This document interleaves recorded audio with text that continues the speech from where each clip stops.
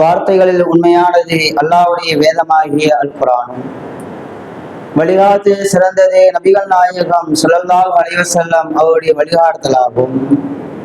காரியங்கள் கெட்டது மார்க்கத்தின் பெயரால் எதுவெல்லாம் புதிதாக உருவாக்கப்படுகிறதோ இவை அனைத்தும் காரியங்கள் கெட்டது. புதிதாக உருவாக்கப்பட்டவை அனைத்தும் பிதஅத் அனாச்சாரமாகும். ஒவ்வொரு அனாச்சாரம் வழிகேடாகும்.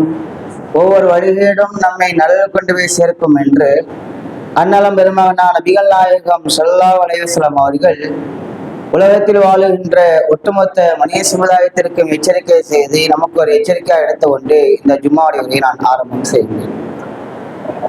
கண்ணியத்திற்குரிய எல்லாம் அல்ல அல்லாஹ்வின் நல்லடியார்களே, அல்லாஹ் ரப்புல் ஆலமீன் இந்த உலகத்தில் மனித சமுதாயத்தை படைத்து அந்த மனித சமுதாயம் உலகத்தில் வாழ்வதற்கான அனைத்து வகையான வாழ்க்கை வசதிகளையுமே இந்த உலகத்தில் இறைவன் ஏற்பாடு செய்திருக்கிறான். மனிதர்களுக்கு செய்த ஏராளமான அருட்கொடைகளில் மிக முக்கியமான அருட்கொடைகளை பற்றி அல்லாஹ் திருமறை குர்ஆனில் நமக்கு பட்டியலிட்டு சொல்கிறான். அலம் நஜ்அல் லஹு ஐனைன், உங்களுக்கு 2 கண்களை நாம் வழங்கி இருக்கிறோம். வலிசான ஷஃபத்தை, 2 உதடுகளையும் ஒரு நாவையும் நாம் வழங்கி இருக்கிறோம். வஹதைனாஹு நஜ்தைன், எது சரியான வழி எது தவறான வழி என்று பகுத்து அறிந்து உலகத்தில் வாழக்கூடிய அந்த பகுத்தறிவை அறிவாற்றலை உங்களுக்கு நாம் வழங்கியிருக்கிறோம் என்று அல்லாஹ் திருமறை குர்ஆனில் இந்த உலகத்தில் வாழக்கூடிய மனிதர்களாகிய உங்களுக்கு ஏராளமான நாம் செய்த அருட்கொடைகள் மிக முக்கியமான அருட்கொடையாக அல்லாஹ் திருமறை குர்ஆனில் நமக்கு சொல்லி காட்டுகிறான்.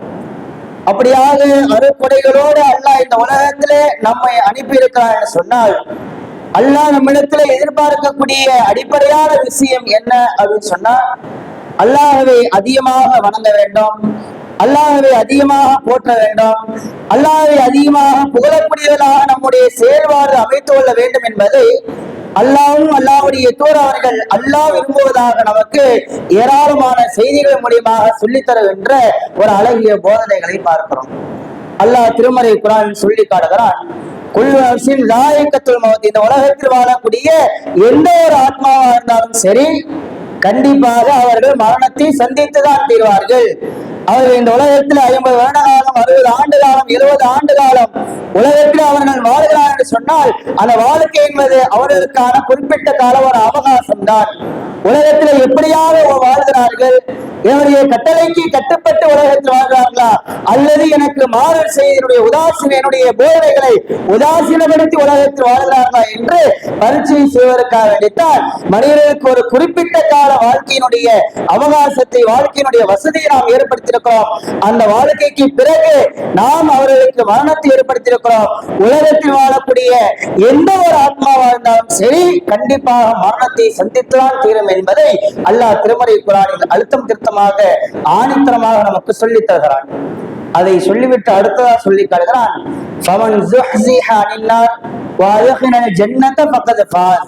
யார் நரகத்திலிருந்து பாதுகாக்கப்பட்டு யார் சொர்க்கத்திற்கு சென்று விட்டார்களோ அவர்கள் வெற்றி பெற்று விட்டார்கள், அவர்கள் உயர்ந்தவர்களாக மாறிவிட்டார்கள், அவர்கள் கண்ணியம் என்ற ஒரு அழகிய போர்வையை போர்த்தி கொண்டார்கள் என்று அல்லாஹ் திருமறை குர்ஆனில் நமக்கு சொல்லி காட்டுகிறான். யோசிச்சு பாருங்க, நாம வாழக்கூடிய இந்த வாழ்க்கை என்பது நரகத்திலிருந்து பாதுகாக்கக்கூடிய ஒரு வாழ்க்கையா நம்முடைய வாழ்க்கை இருக்கிறதா, அல்லது நாம் செய்யக்கூடிய ஒவ்வொரு செயல்பாடுகளும் நாளை மறுமையிலே அல்லாஹ்வுடைய கோபத்தையும் அல்லாஹ்வுடைய சாபத்தையும் பெற்றுத்தரக்கூடியதாக மாறி நாளை மறுமையில நரகம் என்ற படுகொலியிலே செல்வதற்கான ஒரு வாழ்க்கையினுடைய செயல்பாடுகளாக நாம் இந்த உலக வாழ்க்கை அமைத்து கொண்டிருக்கிறோமா என்று நம்மை நாமளே பரிசீலனை செய்ய வேண்டிய மிக முக்கியமான ஒரு காலகட்டத்தில் நாம் எல்லாம் வாழ்ந்து கொண்டிருக்கிறோம். ஏன் அல்லாஹ் செய்த ஏராளமான அருட்கொடைகள், அல்லாஹ் நமக்கு ஏராளமான அருட்கொடைகளை வழங்கியிருந்தும் கூட அந்த அருட்கொடைகளை அன்றாடம் அனுபவிக்கிறோம். ஆனால் அல்லாஹ் நமக்கு வழங்கிய அந்த அருட்கொடைகளுக்கு எவ்வாறு நன்றி செலுத்த வேண்டும் என்பதை அறியாமல் புரியாமல் உலகத்தில் வாழ்ந்து எனக்கென்ன என்று இறைவனுக்கு நன்றி இல்லாதவர்களாக நாம் உலகத்தில் வாழ்கிறோம். அதனால தான் அல்லாஹ் சொல்லி காட்டுகிறான், கொத்திரல் இன்சான், மனிதர்கள் உலகத்தில் வாழ்கிறார் என்று சொன்னால் அவர்கள் சபிக்கப்பட்டு விட்டார்கள் என்று அல்லாஹ் திருமறை குர்ஆனில் சொல்லி காட்டுகிறான். காரணம் என்ன அப்படின்னு சொன்னா, அவர்கள் உலகத்தில் வாழ்கின்ற போது நன்றி கெட்டவர்களாக உலகத்தில் வாழ்கிறார்கள். எவ்வளவு அறுப்படை வழங்கியிருக்கிறோம், உலகத்திலே பல மனிதர்கள் வாழ்கிறார்கள், சாப்பாட்டுக்கு வழி இல்லாமல், தங்க இடம் இல்லாமல், உடுத்த உடை இல்லாமல், இப்படி பல்வேறு விதமான ஆரோக்கியம் என்ற ஒரு நிலையை இழந்துவிட்டு பல மனிதர்கள் உலகத்தில் வாழ்கிறார்கள். அதையெல்லாம் கண்கூடாக பார்க்கிறார்கள். ஆனால் தனக்கு வழங்கி இருக்கின்ற ஏராளமான அருக்குறையை ஒரு மனிதன் உணர்கிறான். அதை நினைத்து அவன் ஆச்சரியப்படுகிறான், அதை நினைத்து அவன் மகிழ்ச்சி அடைகிறான், சந்தோஷம் அடைகிறான். ஆனால் இறைவனுக்கு நன்றி செலுத்துகின்ற விஷயத்துல அவன் பலகீனப்பட்டவனாக மாறிவிடுகிறான் என்பதை அல்லாஹ் திருமறை சொல்லி காட்டுகிறான். உலகத்தில் வாழக்கூடிய மனிதர்கள் சபிக்கப்பட்டு விட்டார்கள், காரணம் அவர்கள் நன்றி கெட்டவர்களாக உலகத்தில் மாறிவிட்டார்கள் என்று அல்லாஹ் திருமறை குர்ஆனில் சொல்லி காட்டுகிறானே. நம்முடைய வாழ்க்கையினுடைய நிலை எடுத்து பாருங்க. அதனால நபிகள் நாயகம் ஸல்லல்லாஹு அலைஹி வஸல்லம் சில நபித்தோர்கள் வருகிறார்கள். வந்து அல்லாஹ்வுடைய தூதரே, மார்க்கத்தினுடைய ஏராளமான போதனைகள் நான் பார்க்கிறேன், படிக்கிறேன், கேட்கிறேன். அல்லாஹ் சொல்லி காட்டிய ஏராளமான வணக்க வழிபாடுகள், சட்டதிட்டங்களை நான் அறிகிறேன். ஆனால் மனிதன் என்ற அடிப்படையில் என்னுடைய சூழலின் காரணமாக, என்னுடைய வேலையின் காரணமாக, உலகத்துடைய பல்வேறு விதமான தேவைகளின் காரணமாக நான் என்னுடைய செயல்பாடுகள்ல வணக்க வழிபாடு விஷயத்துல ரொம்ப பலகீனமா இருக்கிறேன் என்று நபிகள் நாயகம் ஸல்லல்லாஹு அலைஹி வஸல்லம் ஒரு நபித்தோர் வந்து முறையிடுகிறார். முறையிட்டு அல்லாஹ்வுடைய தூதரே, நான் செய்கின்ற வணக்க வழிபாடுகள் என்னால் இயலாத ஒரு நிலையில நான் நன்மைகளை அதிகமாக பெற முடியாத அளவிற்கு என்னுடைய நிலை இருக்கிறது. எனவே அதிகமான நன்மைகளை பெற்றுக் கொள்கின்ற ஒரு அழகிய ஒரு நிலையை சொல்லித்தாருங்கள், ஒரு அழகிய காரியத்தை சொல்லித்தாரு என்று கேட்கின்ற போது நபிகள் நாயகம் ஸல்லல்லாஹு அலைஹி வஸல்லம் சொல்றாங்க, உன்னுடைய நாவு அனுதினமும் அல்லாஹ்வை நினைவு கொள்வதிலே இருக்கட்டும் என்று அல்லாஹ்வுடைய தூதர் அவர்கள் சொல்கிறார்கள். யோசிச்சு பாருங்க. பெரிதாக தொழுக வேண்டிய அவசியம் இல்லை, நோன்பு வைக்க வேண்டிய அவசியம் இல்லை. நம்மளால சூழலின் காரணமாக திருமறை குர்ஆன் என்ற ஒரு வேதத்தை உட்கார்ந்து ஓதுவதற்கான நேரம் ஒதுக்க முடியவில்லை என்று நாம் நம்முடைய வாழ்க்கையில யோசித்தோமே. ஆனால் அல்லாஹ்வுடைய தூதர் அவர்கள் அழகிய வழிகாட்டுதல் சொல்கிறார்கள், உன்னுடைய நாவு அனுதினமும் அல்லாஹ்வை நினைவு கூறக்கூடியதாக இருக்கட்டும் என்று அல்லாஹ்வுடைய தூதர் அவர்கள் சொல்கிறார்கள். அப்படியாக அல்லாஹ்வை அனுதினம் நினைவு கூறுகின்ற ஒரு நாவாக நம்முடைய நாவு இருக்கிறதா? வியாபார தளத்தில் இருக்கக்கூடிய நிலையா இருக்கட்டும், பயணத்திலே செல்லக்கூடிய ஒரு நிலையா இருக்கட்டும், அல்லது வீடுகள்ல இன்னும் பிற காரியங்களை செய்கின்ற அந்த வேலையில நம்முடைய நாவுகளை மட்டுமே அசைத்து அல்லாஹ்வை நினைவு கூறுகின்ற ஒரு வழிமுறையை ஒரு வணக்க வழிபாடு செய்ய இயலாதா? தொழிலுக்கென்று நேரத்தை ஒதுக்குகிறோம், சில நேரங்களில் சிரமம் ஏற்படுகிறது. குர்ஆனை ஓதுவதற்கென்ற நேரத்தை ஒதுக்க வேண்டிய ஒரு நிலை ஏற்படும். ஆனால் திக்ர் செய்வதற்கென்ற நேரத்தை ஒதுக்க வேண்டிய அவசியம் இருக்காதா? எந்த வேலைகள் நாம் பார்த்து கொண்டாலும் கூட அந்த வேலைகளை பார்த்து கொண்டு அல்லாஹ்வை அதிகமாக போற்றக்கூடியவர்களாக, அல்லாஹ்வை அதிகமாக புகழக்கூடியவர்களாக நம்முடைய நாவுகளை அனுதினமும் அல்லாஹ்வுடைய அசைவிலே, அல்லாஹ்வுடைய நினைவிலேயே நம்முடைய நாவுகளை அசைப்பதற்கான ஏராளமான திக்ருகளை இஸ்லாமிய மார்க்கம் நமக்கு சொல்லித் தருகிறது. ஆனால் அத்தகைய திக்ர் விஷயத்திலே பலகீனப்பட்டவர்களாக உலகத்தில் வாழ்கிறோம். உம்மு ஐமன் என்று சொல்லப்படுகின்ற ஒரு பெண்மணி எப்படியாக மார்க்கத்தை கடைபிடிக்க வேண்டும், எப்படியாக மார்க்கத்தை கடைபிடிக்க என்ற விஷயத்துல அவர்கள் ஆர்வம் உள்ளவர்களாக, அக்கறை உள்ளவர்களாக மார்க்கத்தை அதிகமாக கடைபிடிக்க வேண்டும் என்பதில் அவர்கள் எப்படியாக பாடுபட்டார் என்பதற்கு உம்மு ஐமன் என்று சொல்லப்படுகின்ற ஒரு சஹாபிய பெண்மணியுடைய வரலாறுகளை நாம் பார்க்கிறோம். நபிகள் நாயகம் ஸல்லல்லாஹு அலைஹி வஸல்லம் அவர்கள் மரணித்து விடுகிறார்கள். அவருடைய மரணத்தினுடைய துக்கத்தை தாங்க முடியாமல் உம்மு ஐமன் என்று சொல்லப்படுகின்ற இந்த பெண்மணி அழுகிறார்கள், கவலைப்படுகிறார்கள், கண்ணீர் வடிக்கிறார்கள். உமர் அவர்கள் வருகிறார்கள், அபூபக்கர் அவர்கள் வருகிறார்கள். வந்து உம்மு ஐமன் என்று சொல்லப்படுகின்ற இந்த பெண்மணியை பார்த்து, கவலைப்படாதீங்க, நபிகள் நாயகம் ஸல்லல்லாஹு அலைஹி வஸல்லம் அவர்கள் மரணித்து விட்டார் என்பதற்காக வேண்டி நீங்க கவலைப்படுறீங்க. உலகத்தில் வாழக்கூடிய எந்த ஒரு உயிரா இருந்தாலும், எந்த ஒரு ஆத்மாவா இருந்தாலும் கண்டிப்பாக மரணத்தை சந்திக்கத்தான் செய்யும். அந்த விஷயத்தை உங்களுக்கு நம்பிக்கை இல்லையா? அந்த அடிப்படையில் நபிகள் நாயகம் ஸல்லல்லாஹு அலைஹி வஸல்லம் அவர்கள் மரணித்து விட்டார்கள். இன்னக்க மையத்துவ இன்னொரு மையத்துவன், நபியை நீயும் மரணிக்கக்கூடியவரே, உனக்கு பின்னால் வரக்கூடிய அவர்களும் மரணிக்கக்கூடியவர் என்று அல்லாஹ் திருமறை குர்ஆனில் நபிகள் நாயகம் ஸல்லல்லாஹு அலைஹி வஸல்லம் மரணத்தை பற்றி அல்லாஹ் முன்னறிவிப்பு செய்து விட்டானே. அவரே கவலைப்படுறீங்க, நபிகள் நாயகம் ஸல்லல்லாஹு அலைஹி வஸல்லம் அவர்கள் மரணித்து விட்டார்கள் என்பதை நினைத்து நீங்க ஏன் அழுகிறீர்கள், கவலைப்படுகிறீர்கள், கண்ணீர் அடிக்கிறீங்கன்னு சொல்லி அபூபக்கர் அவர்களும் உமர் ரலியல்லாஹு அன்ஹு அவர்களும் உம்மு ஐமன் என்று சொல்லப்படுகின்ற அந்த பெண்ணிடத்திலே சொல்கிறார்கள். வேற அவங்க சொல்றாங்க, நபிகள் நாயகம் ஸல்லல்லாஹு அலைஹி வஸல்லம் அவர்கள் உயர்ந்த ஒரு தரஜாவை, உயர்ந்த ஒரு அந்தஸ்தை நோக்கி அவர்கள் சென்று விட்டார்கள். அவருடைய பிரிவு என்பது தற்போதைய பிரிவுதான் என்று அவர்கள் விளக்கம் கொடுக்கிறார்கள். அப்ப அந்த பெண்மணி சொல்றாங்க, நபிகள் நாயகம் ஸல்லல்லாஹு அவர்கள் மரணித்து விட்டார்கள் என்பதற்காக நான் அறவில்லை. உலகத்தில் வாழக்கூடிய எந்த ஒரு உயிரா இருந்தாலும் கண்டிப்பாக மரணத்தை சந்தித்தான் தீரும் என்ற அந்த கொள்கையை நான் உறுதியா இருக்கிறேன். அதை நான் நம்பக்கூடிய நான் இருக்கிறேன். நபிகள் நாயகம் ஸல்லல்லாஹு அவர்கள் மரணித்து விட்டார்கள் என்பதற்காக வேண்டி நான் அழுகவில்லை. மாறாக நபிகள் நாயகம் ஸல்லல்லாஹு மரணத்தின் காரணமாக அல்லாஹ்வுடைய புறத்திலிருந்து வரப்படுகின்ற வகி நின்று விட்டது என்ற கவலையின் காரணமாக அழுகிறேன். நபிகள் நாயகம் ஸல்லல்லாஹு அலைஹி உயிரோடு இருந்தால் இறைவனிடத்திலிருந்து ஏராளமான உபதேசமாக இருக்கும், ஏராளமான வணக்கொழிவாளுடைய சட்டத்தை வந்திருப்போம், அதை கேட்டிருப்போம், அதை படித்திருப்போம். நாம் நம்முடைய வாழ்க்கையில ஏராளமான அமல்களை, ஏராளமான செயல்பாடுகளை நாம் இந்த உலகத்திலே செய்வதற்கு காரணியா இருந்திருக்குமே என்ற கவலையின் காரணமாக நான் அழுகிறேன் என்று சொல்லி உம்மு ஐமன் என்று சொல்லப்படுகின்ற ஒரு பெண்மணி நபிகள் நாயகம் ஸல்லல்லாஹு அவர்கள் மரணித்து விட்டார் என்பதற்காக அளவில்லை. ஆனால் அவர்கள் மரணத்தின் காரணமாக அல்லாஹ்வுடைய புறத்திலிருந்து வரப்படுகின்ற செய்தி வகை செய்தி நின்று விட்டதே என்ற கவலையின் காரணமாக நான் அழுகிறேன் என்ற அந்த பெண்மணி சொல்றாங்களே. நம்முடைய வாழ்க்கையை கொஞ்சம் யோசிப்பார்கள். திருமலை குர்ஆன் என்ற வேதம் நம்முடைய கைகளில் இருக்கிறது. நபிகள் நாயகம் ஸல்லல்லாஹு அவர்கள் சொல்லி காட்டிய ஏராளமான அமல்களுடைய அந்த செய்திகள் நம்முடைய கைகளில் போன்கள் மூலியமாக தவறுகிறது. ஆனால் அதை நம்முடைய வாழ்க்கையிலே படிக்கிறதற்கோ அதை நம்முடைய வாழ்க்கையை கடைபிடிக்க நாம் முன் வருகிறோமா? அதற்கான நேரத்தை ஒதுக்குவதற்கான ஒரு சூழலை, ஒரு வாய்ப்பை நாம் உருவாக்கி கொண்டோமா? நபிகள் நாயகம் ஸல்லல்லாஹு காலத்துல உம்மு ஆலா என்று சொல்லப்படுகின்ற மற்றொரு பெண்களுடைய வரலாறு எடுத்து பாருங்க. மக்காவிலிருந்து மதீனாவிற்கு அங்கே முஹாஜிர்கள் வருகிறார்கள். வரக்கூடிய அந்த மக்காவாசிகளை மதீனாவில் இருக்கக்கூடிய அன்சாரிகளுக்கு பிரித்து கொடுத்து உங்களுடைய வீடுகள்ல இந்த முஹாஜிர்களை வைத்துக் கொள்ளுங்கள், அவர்களுக்கு தேவையான உடையளியுங்கள், அவர்களுக்கு தேவையான உணவளியுங்கள், அவர்களுக்கு தேவையான இன்னும் பிற வாழ்க்கையினுடைய அனைத்து வசதிகளையும் நீங்கள் ஏற்படுத்திக் கொள்ளுங்கள் என்று சொல்லி முஹாஜிர்கள் மக்காவிலிருந்து வரக்கூடிய அந்த நபித்தோழர்களை, நபித்தோழர் பெண்மணிகளை அன்சாருடைய வீடுகளில் நபியவர்கள் பிரித்து கொடுக்கிறார்கள். அப்படியாக பிரித்து கொடுக்கக்கூடிய ஒரு நபராக உஸ்மான் பின் மதூன் என்று சொல்லப்படுகின்ற ஒரு நபி தோழர் இருக்கிறார். நபித்தோழரை உம்மு ஆலா என்று சொல்லப்படுகின்ற அந்த பெண்மணியுடைய வீட்டுக்கு நபி அவர்கள் பிரித்து கொடுக்கிறார். இந்த வீட்டு வரை நீங்க வச்சுங்க, அவருக்கு தேவையான உடையளிங்க, அவருக்கு தேவையான உணவளிங்க, அவருக்கு தேவையான இருப்பிட வசதிகளை நீங்கள் ஏற்படுத்தி கொடுங்க என்று சொல்லி உஸ்மான் பின் மதூன் என்று சொல்லப்படுகின்ற இந்த நபித்தோழரை உம்மு ஆலா என்று சொல்லப்படுகின்ற அந்த பெண்மணியுடைய வீட்டுக்கு நபி அவர்கள் அனுப்பி வைக்கிறார்கள். உஸ்மான் பின் மதூன் அவர்களும் உம்மு ஆலாவுடைய வீடுகள்ல தங்குறாங்க. அவருடைய வணக்கொழிவாளர்களை உம்மு ஆலா என்று சொல்லப்படுகின்ற அந்த பெண்மணி பார்க்கிறாங்க, ஆச்சரியப்படுகிறார்கள்.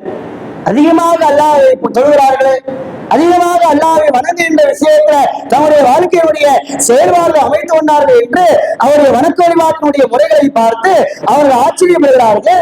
ஒரு கட்டத்தில் உஸ்மான் பின் மதூன் என்று சொல்லப்படுகின்ற அந்த நபி தோழர் நோய்வாய்ப்பட்டு மரணித்து விடுகிறார். மரணத்தினுடைய ஜனாசா தொழுகைக்காக வேண்டி நபி அவர்கள் அழைக்கப்படுகிறார்கள். அழைக்கப்படுகின்ற அந்த வேளையில உம்மு ஆலா என்று சொல்லப்படுகின்ற அந்த பெண்மணி உஸ்மான் பின் மதூன் என்று சொல்லப்படுகின்ற அந்த நபி தோழரை பார்த்து சொல்றாங்க, அல்லாஹ் இந்த உஸ்மான் பின் மதூன் என்று சொல்லப்படுகின்ற நபி தோழரை அல்லாஹ் கண்ணியப்படுத்தி விட்டார் என்று சொல்றார்கள். உடனே நபி அவர்கள் கேட்கிறாங்க, உம்மு ஆலாவே, அல்லாஹ் இந்த உஸ்மான் பின் மதூன் என்று சொல்லப்படுகின்ற நபி தோழரை கண்ணியப்படுத்தி விட்டார் என்று உங்களுக்கு எப்படி தெரியும்?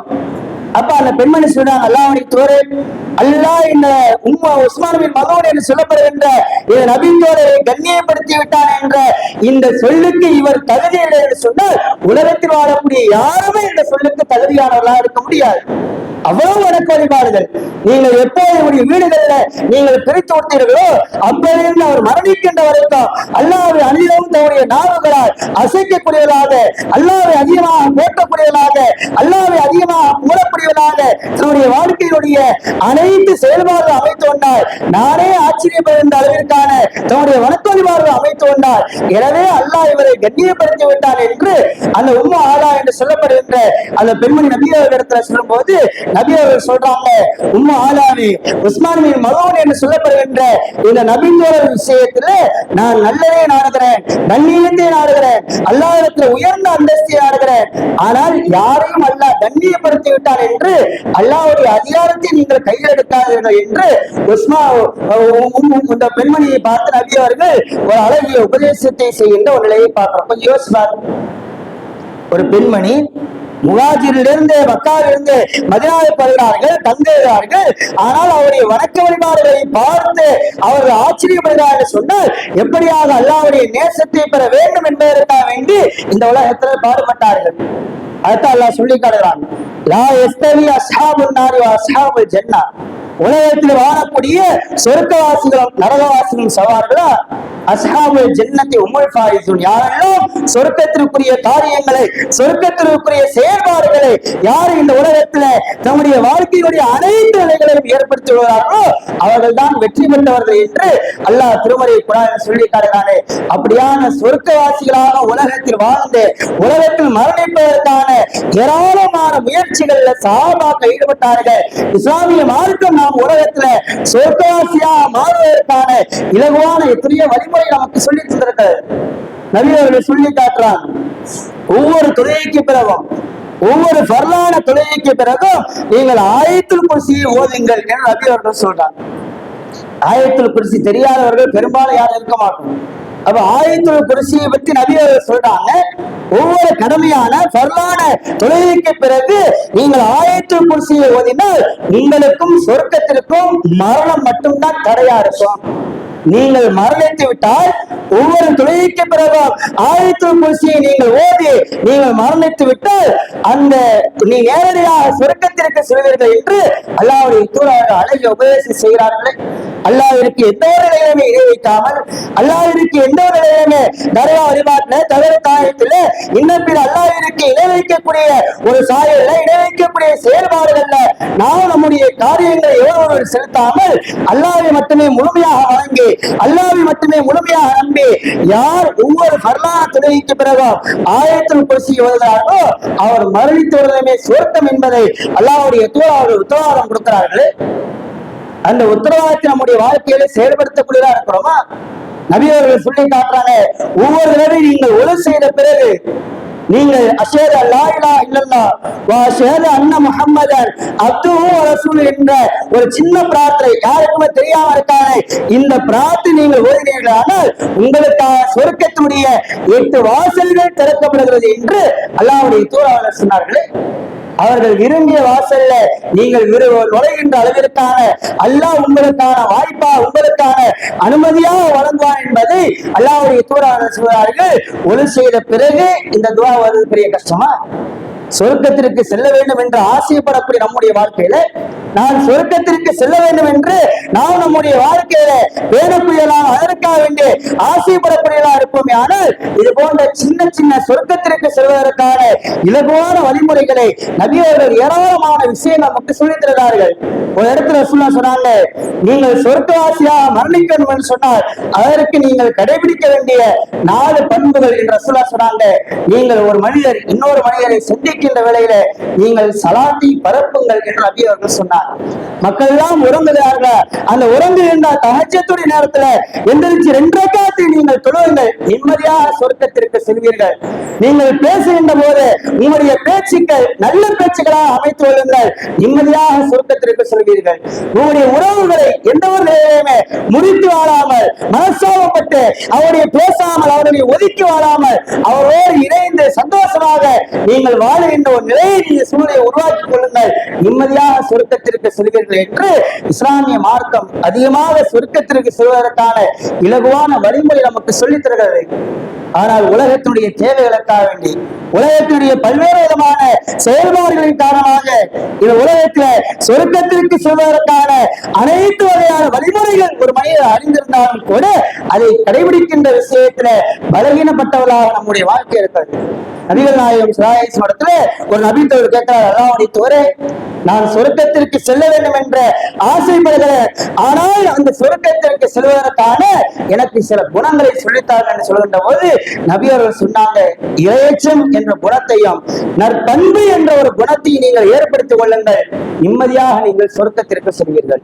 அல்லாஹ்வுடைய தூதரே, நான் எந்த காரியத்தை செய்தால் எந்த செயல்பாடுகளை செய்தால் நான் நரகத்திற்கு செல்வனோ அப்படிப்பட்ட ஒரு குணத்தை எனக்கு சொல்லித்தாருங்கள் என்று நபி அவர்கள் சொல்லித்தார். நபி அவர்களை கேட்கின்ற போது நபி அவர்கள் சொல்றாங்க, உன்னுடைய நாவையும் உன்னுடைய மர்ம உறுப்பையும் தவறான வழியில பயன்படுத்தாமல் இறைவன் அதை எதற்காக வழங்கினானோ அதை உள்ளதை உள்ளபடி ஹலாலான முறையில இறைவன் அனுமதித்த வழியில உன்னுடைய நாவையும் உன்னுடைய மர்ம உறுப்பை நீ பயன்படுத்தினால் நிம்ம நரகத்திலிருந்து நீ பாதுகாக்கப்படுவாய், இல்லை என்று சொன்னால் நரகம் என்ற படுகொலையில தள்ளப்படுவாய் என்று அல்லாஹ்வுடைய தூதர் அவர்கள் எச்சரிக்கை செய்கிறார்கள்.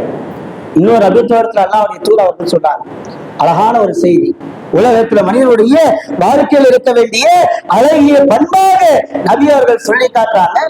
ஒரு நபித்தோரை அழைத்து அல்லாஹ்வுடைய சொல்றாங்க, நரகத்தை விட்டும் பாதுகாக்கப்படுகின்ற ஒரு செயல்பாடு நான் சொல்லி தரட்டுமா, சில காரியங்களை உங்களுக்கு நான் சொல்லி தரட்டுமா என்று நபி தோரை அழைத்து கேட்கின்ற போது அல்லாஹ்வுடைய தோரை நரகத்திலிருந்து பாதுகாக்கக்கூடிய அந்த குணங்களை எனக்கு சொல்லித்தார்கள் என்று கேட்கின்ற போது நபி அவர்கள் சொல்றாங்க, உன்னுடைய வாழ்க்கையில உன்னுடைய பேச்சில உன்னுடைய பார்வையில உன்னுடைய செயல்பாடுகள்ல உன்னுடைய பழக்க வழக்கங்கள்ல உன்னுடைய வாழ்க்கையினுடைய அனைத்து நிலைகளுமே பணிவு என்ற ஒரு நிலையை நீங்கள் கடைபிடியுங்கள்.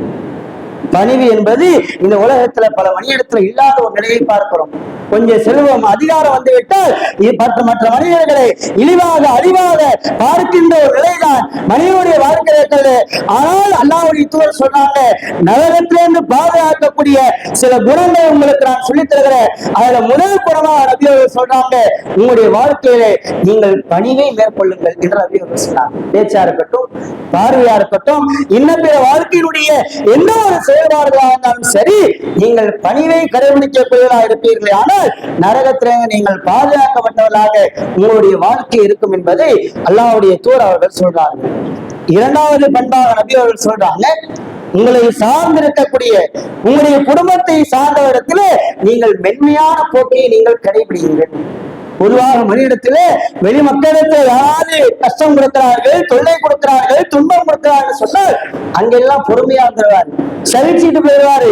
எதுக்கு நாம ஏன் பிரச்சனை வாங்கிட்டு அப்படின்னு அவர் என்ன வார்த்தையை சொன்னாலும் கூட சில நேரங்கள்ல அந்த வார்த்தைகளை உதாசீனப்படுத்தி விட்டு எங்கே கோபத்தை காட்டுவார்கள் சொன்னால் தன்னுடைய உறவிடத்துல தனக்கு உரிமைப்படுத்த இடத்துல கோபத்தை காட்டக்கூடிய பல மனிதனுடைய செயல்பாடுகளை பார்ப்போம். அதனாலதான் நபி அவர்கள் பொதுவாக பெண்மை என்று சொல்லவில்லை. மென்மை என்பதற்கு இஸ்லாமிய மார்க்கத்துல ஏராளமான உபதேசம் இருக்கிறது. மென்மையான போக்கை நீங்கள் கடைபிடியுங்கள் என்ற ஏராளமான உபதேசம் இருக்கிறது. ஆனால் நபி அவர்கள் இந்த இடத்துல சொல்கிறார்கள், உங்களை சார்ந்திருக்கக்கூடிய உங்களுடைய அரவணைப்பில் இருக்கக்கூடிய அவர்களிடத்தில் நீங்கள் மென்மையை கடைபிடியுங்கள் நபி அவர்கள் சொல்கிறான்னு சொன்னார். யோசிப்பார்கள், வீட்டுல போனா மனைவிட்ட எப்ப பார்த்தாலும் எரிஞ்சு கொள்ளுமா சில மனிதர்கள், தன்னுடைய தாயிடத்துல பிள்ளையிடத்துல உறவுகளிடத்துல எப்ப பார்த்தாலும் சண்டையிட்டு எரிந்து விடக்கூடிய மனிதர்கள் பார்க்கிறோம். ஏன் வெளியில போன அவன் அதை சொன்னா இதை சொன்னா ஒரே டென்ஷன் ஆயிடுச்சு, அந்த கோபத்துல வந்து உன்னை கத்திட்டாமான்னு சொல்லி அந்த மென்மையான போக்கை தன்னுடைய குடும்பத்திலே காட்டுவதை விட்டுவிட்டு அங்கே எரிந்து விடக்கூடிய மனிதர்கள் இருக்கிறார்கள். அந்த மனிதர்களை பார்த்து அல்லாஹ்வுடைய சொல்றாங்க, நரகத்திலிருந்து நீ பாதுகாக்கப்பட வேண்டும் என்று சொன்னால் உன்னுடைய நெருங்கிய உறவினர் இருப்பார்களே, உன்னை சார்ந்து இருப்பார்களே, அவரிடத்துல முதல்ல நீ மென்மை என்ற ஒரு தன்மையை நீ காட்டு என்பதை அல்லாஹ்வுடைய தூதர் அவர்கள் நமக்கு ஒரு அழகிய உபதேசமாக நமக்கு சொல்லித் தருகிறார்கள். மூன்றாவது பண்பா ரசூலுல்லாஹ் சொல்றாங்க, உன்னுடைய வாழ்க்கையில நாகரிகத்தையும் ஒழுக்கத்தையும் கடைபிடிக்கக்கூடியனார். உன்னுடைய பேச்சில ஒழுக்கம் இருக்க வேண்டும், உன்னுடைய பார்வையில ஒழுக்கம் இருக்க வேண்டும், நீ அதை உடுத்துகின்ற உடையில ஒழுக்கம் இருக்க வேண்டும். உன்னுடைய வாழ்க்கையினுடைய எந்த விதமான செயல்பாடுகளாக இருந்தாலும் சரி அதுல நாகரிகத்தையும் ஒழுக்கத்தையும் நீ கடைபிடித்தாய். ஆனால் இந்த மூன்று தன்மைகள் யாருடைய வாழ்க்கையில் இருக்கிறதோ, யாருடைய வாழ்க்கையில வர வேண்டும் என்ற அதற்கான முயற்சிகளையும் பாடுபடுகிறார்களோ அவர்கள் நரகத்திலிருந்து பாதுகாக்கப்பட்ட ஒரு மனிதனுடைய தன்மை என்பதை அல்லாஹ்வுடைய தூதர் அவர்கள் சொல்லி காட்டுகிறார். சொன்னால் உலகத்தில் நாம் வாழ்கிறோம், நரகத்திலிருந்து பாதுகாக்கப்பட்ட சொர்க்கத்திற்கு யார் செல்கிறார்களோ அவர்கள்தான் வெற்றி பெற்றவர்கள் என்று அல்லாஹ் நமக்கு சொல்லி காட்டுகின்ற அந்த உபதேசத்தை நம்முடைய வாழ்க்கையில ஆழமாக பதியை கொண்டு எந்த ஒரு நிலையிலுமே நரகத்தினுடைய செயல்பாடுகள் நம்முடைய காரியங்கள்ல வந்துவிடாமல் நாம் செய்கின்ற எந்த விதமான செயல்பாடுகளாக இருந்தாலும் சரி, அல்லாஹ்வுடைய நேசம் இருக்கிறதா, அல்லாஹ்வுடைய அன்பு இருக்கிறதா, நான் இந்த செயல்பாடுகளை செய்வதன் மூலமாக நான் சொர்க்கத்திற்கு செல்வேனா என்பதை அறிந்து புரிந்துதான் நம்முடைய செயல்பாடு அமைத்துக் கொள்ள வேண்டும் என்பதை அல்லாஹ்வுடைய தூதர் அவர்கள் சொல்லி காட்டிய ஒரு அழகிய உபதேசத்தை நினைவுறுத்தியவனாக எனது இந்த உரையை முடித்து